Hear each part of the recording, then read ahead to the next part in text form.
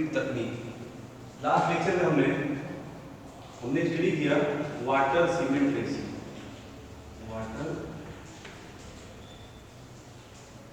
Cement ratio या जल cement अनुपात।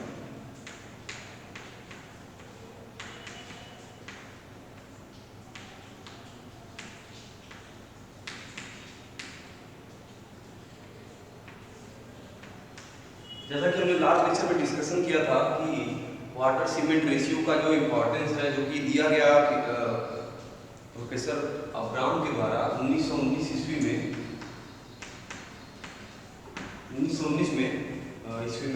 प्रोफेसर अब्राम के द्वारा बताया गया कि जो वाटर सीमेंट रेशियो का जो सिग्निफिकेंस है, जो इम्पोर्टेंस है, वो बहुत ज़्यादा है इस पूरे कंक्रीट के निर्माण में।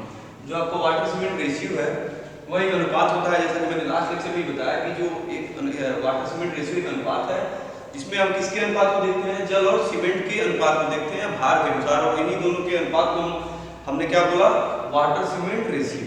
ये वाटर सीमेंट रेशियो जो है आपका पूरे कंक्रीट के निर्माण के दौरान इसको विशेष ध्यान दिया जाता है। जो इसकी वैल्यू होगी उस वैल्यू के अनुसार ही जो है हम उस कंक्रीट को डिजाइन करेंगे। और उस कंक्रीट के वाटर सीमेंट रेशियो का अगर हम सिग्निफिकेंस समझते हैं और इसकी इंपॉर्टेंस को जानते हैं तो निश्चित तौर पर इस चीज़ को हम कंसीडर करेंगे। जब भी हम इस चीज़ को कंसीडर करते हैं, इस अनुपात को लेकर हम चलते हैं किसी कंक्रीट के निर्माण में, इस बात का ध्यान रखते हैं कि वाटर सीमेंट का रेशियो कितना रखा जाए। जैसे कि मैंने 0.4 का एग्जाम्पल लेकर बताया था, 0.4 वाटर सीमेंट रेशियो की वैल्यू हमने रखा था 0.4। तो उसके रिस्पेक्ट में अगर उस वैल्यू से वैल्यू डिफर कर रही है, 0.4 से अगर जो है वैल्यू कम हो रही थी तो वहाँ पे कुछ प्रॉब्लम आ रही थी। जैसा कि आपके वाटर की वैल्यू जो है अगर कम होगी, जल की मात्रा कम होगी, तो सीमेंट जो है आपके जो सीमेंट के पार्टिकल होंगे, उस सीमेंट के पार्टिकल उस वाटर के साथ पूर्ण रूप से जो है जलायन क्रिया में भाग नहीं ले पाते हैं, जिससे कुछ कण जो है अधूरे रह जाते हैं, जिनका जलायन जो है उस रासायनिक क्रिया पर जलायन जो होता है वो नहीं हो पाता है।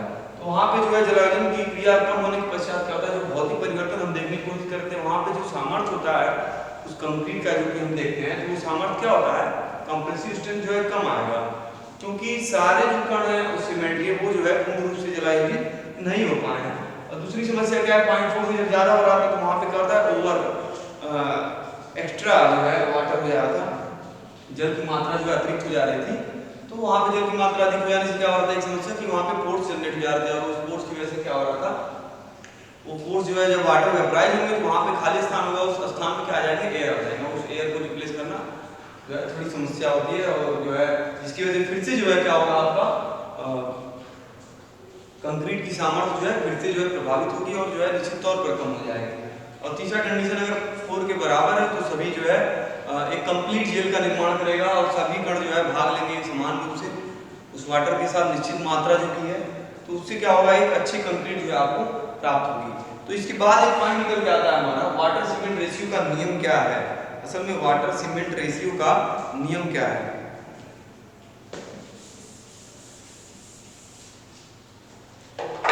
आपके सिलेबस में ये टॉपिक दिया हुआ है, वाटर सीमेंट रेशियो का नियम। जल सीमेंट पात का नियम, law of water cement ratio. तो हम इसको समझने की कोशिश करते हैं। हमने वाटर सीमेंट रेशियो को जो है डिस्कशन कर लिया है लास्ट लेक्चर में। तो ये जो नियम है इसको हम पढ़ रहे हैं। तो यहाँ पे इस नियम को जानने के लिए किसने दिया, हमारा जल सीमेंट अनुपात का नियम किसने दिया, प्रोफेसर अब्राम। प्रोफेसर अब्राम 1919 में इन्होंने इसको दिया या प्रतिपादित किया, और इनके अकॉर्डिंग इन्होंने बताया कि जो जल सीमेंट अनुपात है उसके अनुसार प्रोफेसर अब्राम इसकी डेफिनेशन के लिए प्रोफेसर अब्राम ने अपना एक नियम दिया जिसे कहते हैं जल सीमेंट अनुपात का नियम। तो प्रोफेसर अब्राम के अनुसार निर्दोष मिलाने से जो आपका मिलावा है वो क्या होना चाहिए, दोष रहित होना चाहिए, उसमें किसी भी प्रकार का जो है कोई भी दोष नहीं होना चाहिए, यानी कि कोई अतिरिक्त जो है मिलावट नहीं होना चाहिए। उस एग्रीगेट अगर आप यूज कर रहे हैं या जो भी महीन मिलावा आप यूज कर रहे हैं उसमें कोई भी दोष नहीं होना चाहिए। दोष के बारे में हमने जो है पिछले लेक्चर में डिस्कशन कर चुके हैं कि मिलावा जो है किस तरह का होना चाहिए, मतलब मिलावा क्या हो, आइडियल हो किसी भी कंक्रीट के निर्माण के लिए। तो प्रोफेसर अब्राहम ने बताया कि निर्दोष मिलावे से बनाई गई वह भली भांति कूटी गई। मतलब आप जब कंक्रीट का निर्माण करते हैं तो उस कंक्रीट के निर्माण में जो अलग अलग आप एग्रीगेट यूज कर रहे हैं या मिलावा यूज कर रहे हैं, चाहे वो महीन मिलावा हो चाहे मोटा मिलावा हो, वो दोनों मिलावे आपके कैसे होने चाहिए, दोष रहित होने चाहिए। उसमें कोई भी जो है अवांछनीय पदार्थ मिले हुए नहीं होना चाहिए जो उस मिलावे के गुण को प्रभावित करें, और उस मिलावे के गुण की वजह से जो प्रभावित होगा उसकी वजह से पूरे कंक्रीट का जो है गुण प्रभावित होगा। वो गुण हमें दोष के रूप में दिखेगा, और वो दोष क्या होगा, सामर्थ्य की कमी के रूप में हमें जो है सामने हमारे आ सकता है। तो प्रोफेसर अब्राहम के अनुसार क्या बोला उन्होंने कि निर्दोष मिलावे से बनाई गई वो कंक्रीट जो निर्दोष मिलावे से बनाई गई है और भली भांति रूप से क्या की गई है, कूटी गई है, उस कंक्रीट की सामर्थ्य वह अन्य अभिलाक्षणिक सामर्थ्य जिसे कहते हैं अन्य अभिलक्षण अन्य गुण केवल जल सीमेंट अनुपात पर निर्भर करता है, बशर्ते कंडीशन क्या है, कंक्रीट सुघट्य व सुकर होना चाहिए। ठीक है, तो हम इसको लिख देते हैं यहां पर। प्रोफेसर अब्राहम के अनुसार उन्होंने क्या कहा,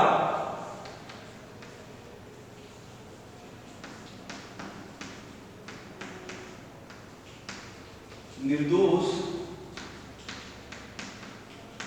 मिलावे से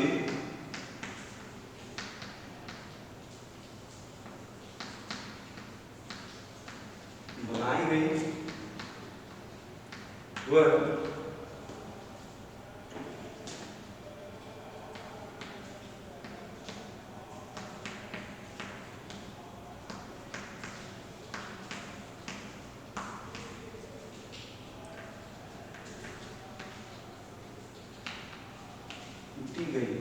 निर्दोष मिलावे से बनाई गई वह भली भांति रूप से कूटी गई कंक्रीट की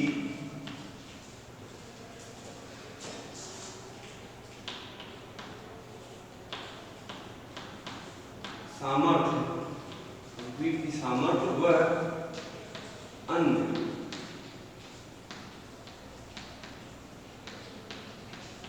अन्य अभिलक्षण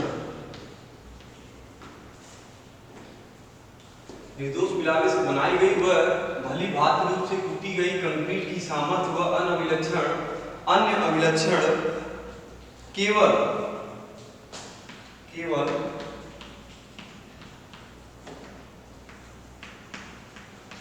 जल सीमेंट के अनुपात पर निर्भर करता है, बशर्ते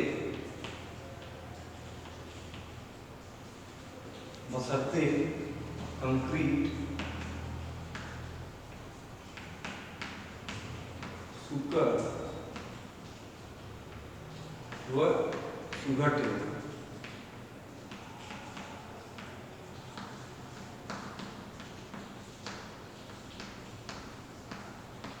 ये है इनका जो है प्रोफेसर अब्राहम के द्वारा दिया गया।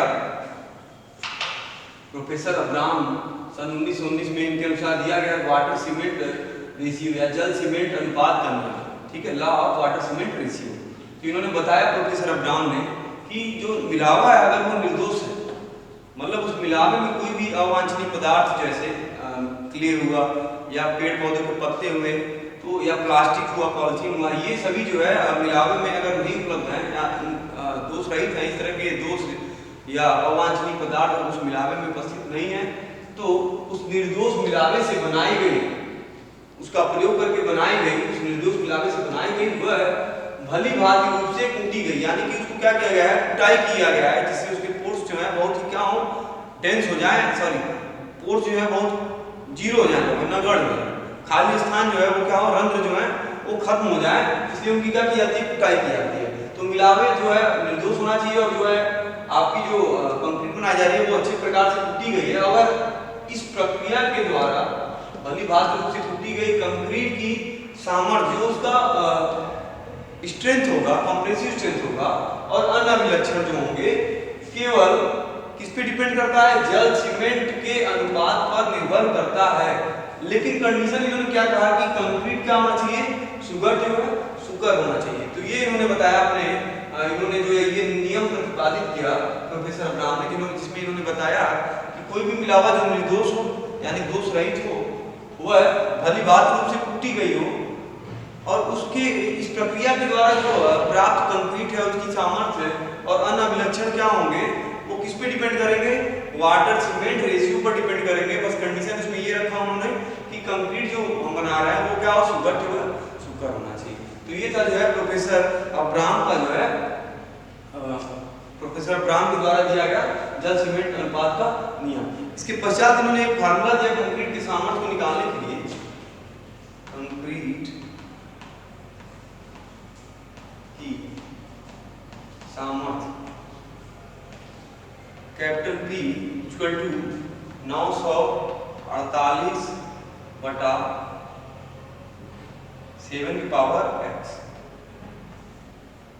यहाँ पर इन्होंने दिया कि फार्मूला 948 बटा 7 की पावर x। तो ये था आपका, यहाँ पर जो आपका P है वो क्या प्रदर्शित कर रहा है, कंक्रीट की सामर्थ्य को प्रदर्शित कर रहा है, और x क्या है आपका, वाटर सीमेंट रेशियो।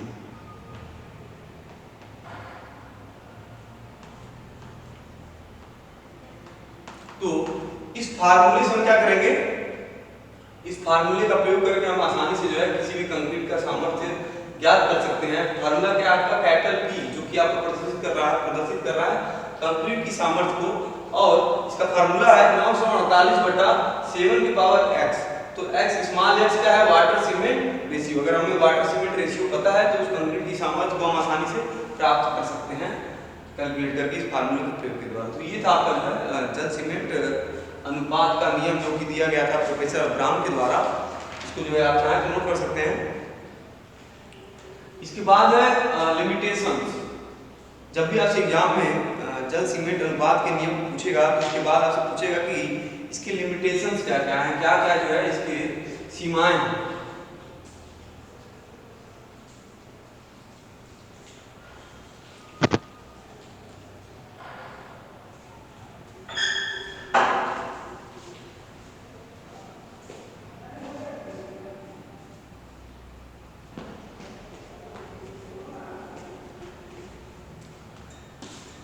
तो इसकी सीमाएं के बारे में देख लेते हैं हम कि इसकी लिमिटेशंस क्या क्या हैं।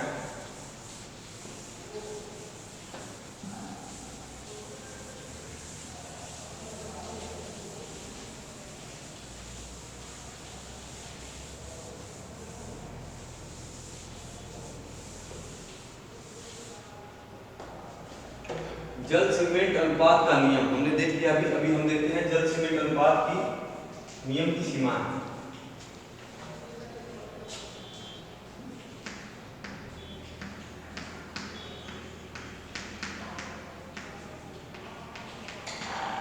क्या क्या जो है सीमाएं होंगी जिसको हम यहाँ पर देखेंगे जल सीमेंट अनुपात के लिए। तो लिमिटेशंस इसको कह सकते हैं वाटर सीमेंट रेशियो का, limitations of water cement ratio.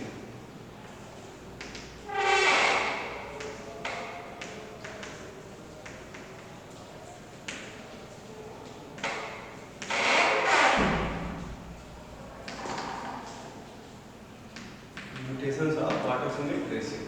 तो इसमें क्या कंडीशन होंगे, पहला होगा आपका जो आपका कंक्रीट के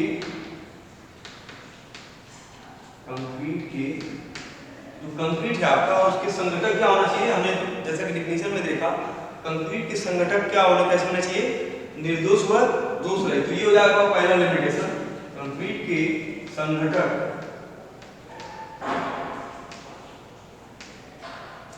निर्दोष व गुणवान।